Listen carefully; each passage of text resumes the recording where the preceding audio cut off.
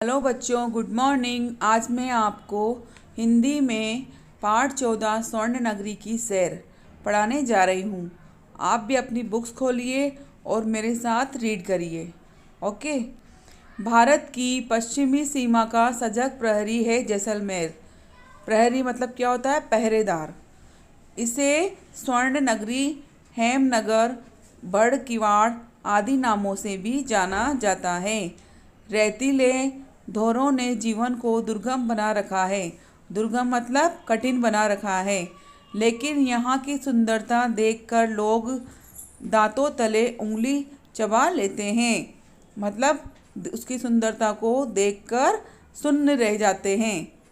हमने सुना था जिस प्रकार लाखों लोगों के अंगूठे पर बनी रेखाएं मेल नहीं खाती, वैसे ही यह स्वर्ण नगरी विश्व के किसी शहर से मेल नहीं खाती है।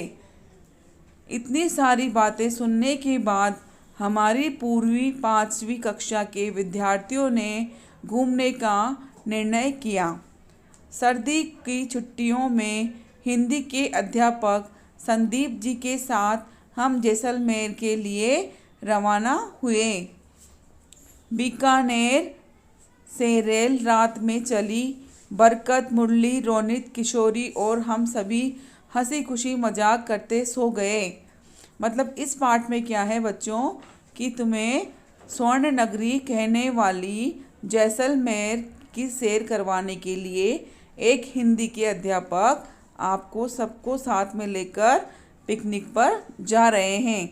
उनमें जिनके ये नाम बताए गए हैं, बरकत, मुरली, रोनित, किशोरी, ये सब बच्चे उनके साथ घूमने के लिए जैसलमेर गए हैं।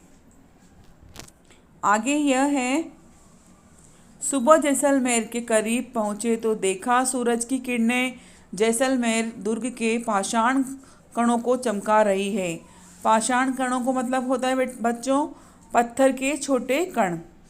जैसलमेर पहुँचे, होटल में ठहरे, तैयार होकर घूमने निकले। सबसे पहले किले को देखना तय हुआ। तय हुआ मतलब निश्चित हुआ। किला त्रिकूट पहाड़ी पर बना हुआ है। एक पहाड़ी थी, उसका नाम था त्रिकूट। इसे त्रिकूटगढ़ नाम से भी जाना जाता है। महारावल राव जैसल ने इसका निर्माण करवाया था। हम प्रथम पोल अखे पोल से होते हुए दुर्ग के ऊपर पहुँचे। दुर्ग मतलब किले के ऊपर पहुँचे। किले की सड़क भी पत्थरों की बनी हुई है। वहाँ हमने रंग महल, मोती महल, जैन मंदिर आदि देखे। लक्ष्मीनाथ जी के दर्शन भी किए। इनके पत्थरों पर कलात्मक खुदाई वाली देवी देवताओं की प्रतिमाएं बनी हुई हैं। दुर्ग के चारों ओर 99 बुर्ज हैं। ये बुर्ज दुर्ग को मजबूती प्रदान करते हैं।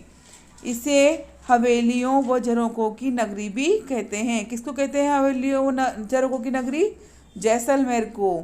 यहाँ पटवों की हवेली, नथमल की हवेली, सालम सिंह की हवेली आदि दर्शनीय हवेलियाँ हैं। इनके झरोकों पर की गई नक्काशी लाजवाब है। इनका सौंदर्य देख हम आश्चर्यचकित रह गए। हवेलियाँ देखने के बाद हम गढ़ीसर गए। गढ़ीसर एक जगह का नाम है। यह तालाब सदियों से यहाँ के बाशिंदों की प्यास बुझाता आया है। गढ़ीसर क्या है? एक तालाब है।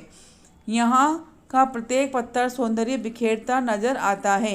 इसी की पाल पर मुक्तेश्वर मंदिर व बगीचियाँ बनी हुई हैं। बगीचियाँ मतलब गार्डन बने हुए हैं। दर्शन मोहित अनुराग को थकान महसूस होने लगी। हम होटल में जाकर आराम करने लगे। दूसरे दिवस हमने बादल विलास और जवाहर विलास देखे। विलास मतलब क्या होता है? सुंदर जगह देखी या नगर देखे। अमर सागर के जैन मंदिर व कुल दरा देखकर हम सब पहुँचे।